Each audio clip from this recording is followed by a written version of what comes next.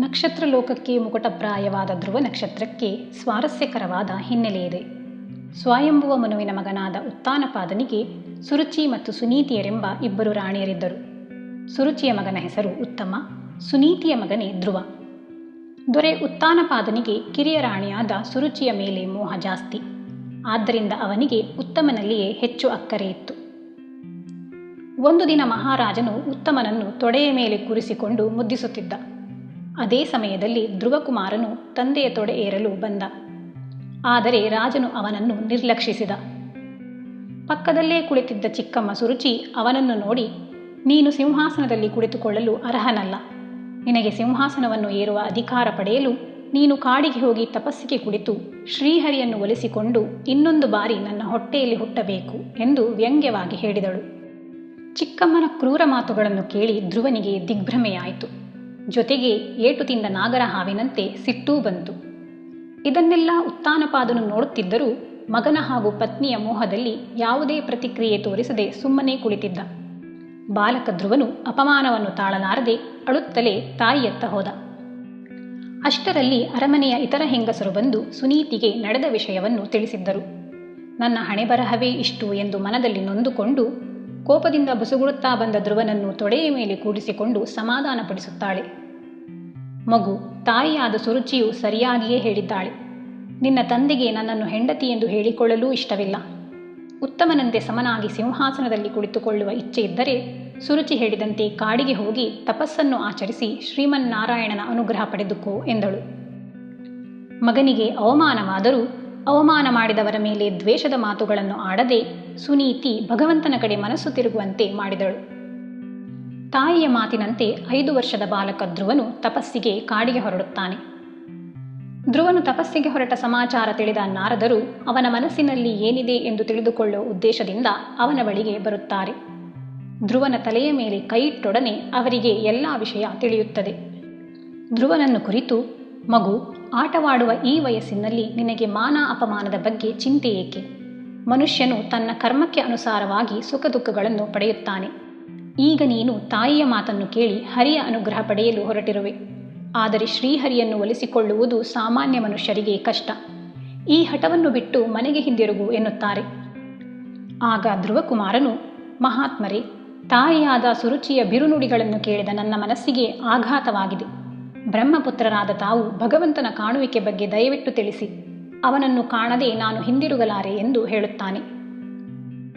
ನಾರದರು ಧ್ರುವನ ದೃಢ ವಿಶ್ವಾಸಕ್ಕೆ ಪ್ರಸನ್ನರಾಗಿ ಅವನಿಗೆ ಭಗವಂತನನ್ನು ಒಲಿಸಿಕೊಳ್ಳುವ ವಿಧಾನವನ್ನು ತಿಳಿಸುತ್ತಾರೆ. ಏಕಾಗ್ರ ಚಿತ್ತದಿಂದ ಯಮುನಾ ನದಿ ದಡದಲ್ಲಿರುವ ಮಧುವನಕ್ಕೆ ಹೋಗಿ ಶ್ರದ್ಧೆಯಿಂದ ಜಪಿಸುವಂತೆ ಹೇಳಿ ವಾಸುದೇವ ಮಂತ್ರವನ್ನು ಉಪದೇಶ ಮಾಡುತ್ತಾರೆ. ಓಂ ನಮೋ ಭಗವತೆ ವಾಸುದೇವಾಯ ಎಂಬುದೇ ಆ ದಿವ್ಯ ಮಂತ್ರ. ಹೀಗೆ ಉಪದೇಶಿಸಿ ಬಾಲಕನಿಗೆ ಆಶೀರ್ವಾದ ಮಾಡಿ ನಾರದರು ಅಲ್ಲಿಂದ ಹೊರಡುತ್ತಾರೆ. ಇತ್ತ ಧ್ರುವನ ತಂದೆ ಉತ್ತಾನಪಾದನು ತಾನು ಮಾಡಿದ ಕಾರ್ಯಕ್ಕೆ ಪಶ್ಚಾತ್ತಾಪ ಪಡುತ್ತಿದ್ದನು. ಧ್ರುವನು ಕಾಡಿನಲ್ಲಿ ಏನು ಕಷ್ಟಪಡುತ್ತಿದ್ದಾನೋ, ಯಾವ ಕಾಡು ಮೃಗಗಳಿಗೆ ಆಹಾರವಾದನು ಎಂದು ದುಃಖಿಸುತ್ತಿದ್ದನು. ಆಗ ಅಲ್ಲಿಗೆ ಆಗಮಿಸಿದ ನಾರದರು, ಮಹಾರಾಜ, ಚಿಂತಿಸದಿರು. ನಿನ್ನ ಮಗನು ಭಗವಂತನ ರಕ್ಷಣೆಯಲ್ಲಿದ್ದಾನೆ. ಶ್ರೀಹರಿಯ ಅನುಗ್ರಹದಿಂದ ಉನ್ನತವಾದ ಪದವಿಯನ್ನು ಪಡೆದುಕೊಂಡು ಶೀಘ್ರದಲ್ಲೇ ಬರುತ್ತಾನೆ ಎಂದು ಸಮಾಧಾನಿಸಿ ಅಲ್ಲಿಂದ ಹೊರಡುತ್ತಾರೆ. ಇತ್ತ ಧ್ರುವನು ನಾರದರ ಉಪದೇಶದಂತೆ ಮಧುವನಕ್ಕೆ ಹೋಗಿ ಭಗವಂತನ ಧ್ಯಾನದಲ್ಲಿ ನಿರತನಾದನು. ಇಂದ್ರಿಯಗಳನ್ನು ನಿಗ್ರಹಿಸಿ ಮನಸ್ಸನ್ನು ದೃಢ ಮಾಡಿ ನಾರಾಯಣನ ರೂಪವನ್ನು ಮನಸ್ಸಲ್ಲೇ ಪ್ರತಿಷ್ಠಾಪಿಸಿ ನಾರದರು ಉಪದೇಶವನ್ನು ಮಾಡಿದ ವಾಸುದೇವ ಮಂತ್ರವನ್ನು ಜಪಿಸುತ್ತಾ ತಪಸ್ಸನ್ನು ಆಚರಣೆ ಮಾಡಲು ಪ್ರಾರಂಭಿಸಿದನು. ಮೊದಲನೆಯ ತಿಂಗಳಲ್ಲಿ 3 ದಿನಗಳಿಗೆ ಒಮ್ಮೆ ಹಣ್ಣುಗಳ ಸೇವನೆ, 2ನೆಯ ತಿಂಗಳಲ್ಲಿ 6 ದಿನಕ್ಕೆ ಒಂದು ಬಾರಿ ಗಿಡಮರಗಳಿಂದ ಉದುರಿದ ಹುಲ್ಲು ಎಲೆ ತಿಂದು, 3ನೆಯ ತಿಂಗಳಲ್ಲಿ 9 ದಿನಕ್ಕೆ ಒಂದು ಬಾರಿ ಬರಿಯ ಜಲಾಹಾರ ಸೇವನೆ, 4ನೆಯ ತಿಂಗಳಲ್ಲಿ 12 ದಿನಕ್ಕೆ ಒಂದು ಸಾರಿ ಬರಿಯ ಗಾಳಿಯನ್ನು ಕುಡಿದು ತಪಸ್ಸನ್ನು ಆಚರಿಸುತ್ತಾನೆ. 5ನೆಯ ತಿಂಗಳಲ್ಲಿ ಸಂಪೂರ್ಣ ಪ್ರಾಣಾಯಾಮ ಮಾಡಿ ಸ್ವಲ್ಪವೂ ಸಹ ಉಸಿರಾಡದಂತೆ ಒಂದು ಪಾದದ ಮೇಲೆ ಅಚಲನಾಗಿ ಭಗವಂತನ ಧ್ಯಾನ ಮಾಡುತ್ತಾ ನಿಂತನು. ಒಂದು ಪಾದದಿಂದ ತಪವನ್ನು ಮಾಡುತ್ತಿರುವಾಗ ಭೂಮಿಯೇ ವಾಲುತ್ತಿತ್ತಂತೆ. ದೇವತೆಗಳು ಧ್ರುವನನ್ನು ಪರೀಕ್ಷೆ ಮಾಡುವ ಸಲುವಾಗಿ ಕ್ರೂರ ಪ್ರಾಣಿಗಳ, ಪ್ರೇತ ಪಿಶಾಚಿಗಳ ರೂಪದಲ್ಲಿ ಬಂದು ಹೆದರಿಸುತ್ತಿದ್ದರೂ ಧ್ರುವನಿಗೆ ಅದರ ಪರಿವೇ ಇಲ್ಲ. ಯಾವುದಕ್ಕೂ ಹೆದರಲಿಲ್ಲ. ಅವನನ್ನು ತಪಸ್ಸಿನ ಏಕಾಗ್ರತೆಯಿಂದ ಕದಲಿಸಲು ಯಾವುದರಿಂದಲೂ ಸಾಧ್ಯವಾಗಲಿಲ್ಲ. ಧ್ರುವನ ತಪೋಜ್ವಾಲೆ 3 ಲೋಕಗಳನ್ನೇ ಸುಡತೊಡಗಿತು. ದೇವತೆಗಳಿಗೆ ಚಿಂತೆ ಶುರುವಾಯಿತು.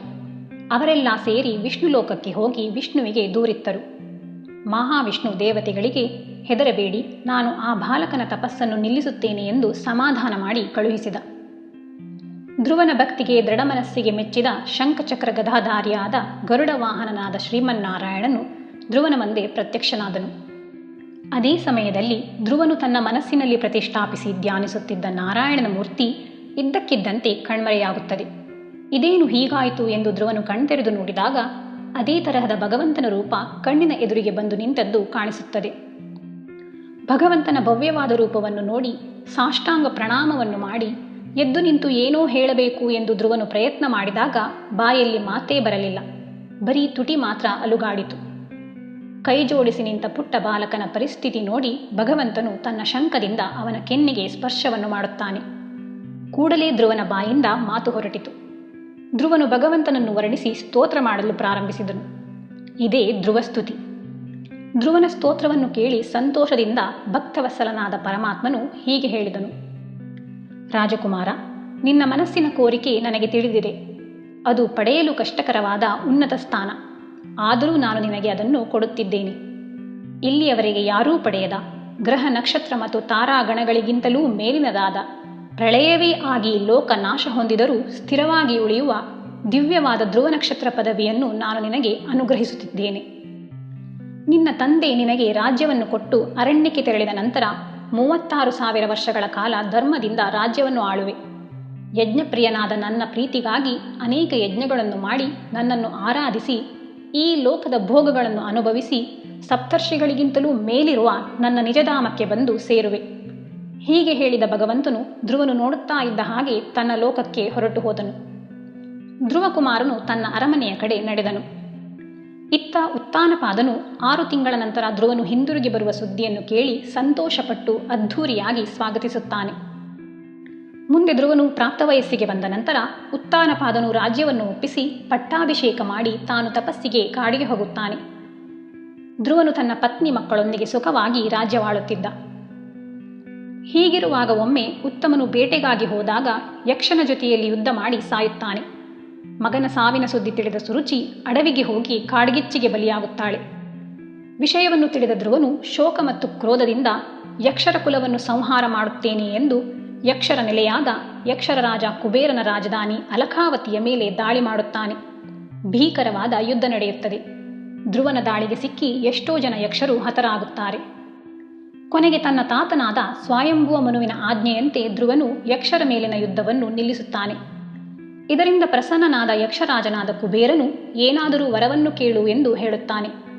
ಅದಕ್ಕೆ ಧ್ರುವನು ತನ್ನ ಮನ ಸದಾ ಶ್ರೀಹರಿಯ ಚಿಂತನೆ ಮಾಡುವಂತೆ ವರವನ್ನು ಕೊಡಬೇಕೆಂದು ಕೇಳಿಕೊಂಡಾಗ ತಥಾಸ್ತು ಎಂದು ಕುಬೇರನು ಅನುಗ್ರಹಿಸುತ್ತಾನೆ. ಧ್ರುವನು ತನ್ನ ರಾಜಧಾನಿಗೆ ಹಿಂದಿರುಗುತ್ತಾನೆ.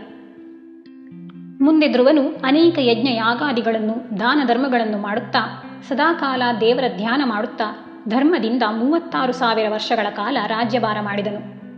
ನಂತರ ತನ್ನ ಮಗನಾದ ಉತ್ಕಲನನ್ನು ಸಿಂಹಾಸನದ ಮೇಲೆ ಕುಳ್ಳಿರಿಸಿ ತಾನು ಬದರಿಕಾಶ್ರಮಕ್ಕೆ ತೆರಳಿ ಅಲ್ಲಿ ಧ್ಯಾನದಲ್ಲಿ ನಿರತನಾದನು. ಕಡೆಗೊಂದು ದಿನ ದೇಹತ್ಯಾಗ ಮಾಡಿದನು. ಆಗ ಆಕಾಶದಿಂದ ಒಂದು ಸುಂದರವಾದ ವಿಮಾನ ಇಳಿದು ಬರುತ್ತದೆ. ವಿಷ್ಣುದೂತರಾದ ನಂದಸುನಂದರು ಅದರಿಂದ ಕೆಳಗಿಳಿದು ಬಂದು, ರಾಜನೇ, ನಾವು ಶ್ರೀಮನ್ನಾರಾಯಣನ ಸೇವಕರು. ನಿನ್ನನ್ನು ಭಗವಂತನ ಧಾಮಕ್ಕೆ ಕರೆದೊಯ್ಯಲು ಬಂದಿದ್ದೇವೆ. ಶ್ರೀಹರಿಯು ನಿನಗಾಗಿ ಕಳಿಸಿರುವ ಈ ವಿಮಾನವನ್ನು ಹತ್ತು ಎನ್ನುತ್ತಾರೆ.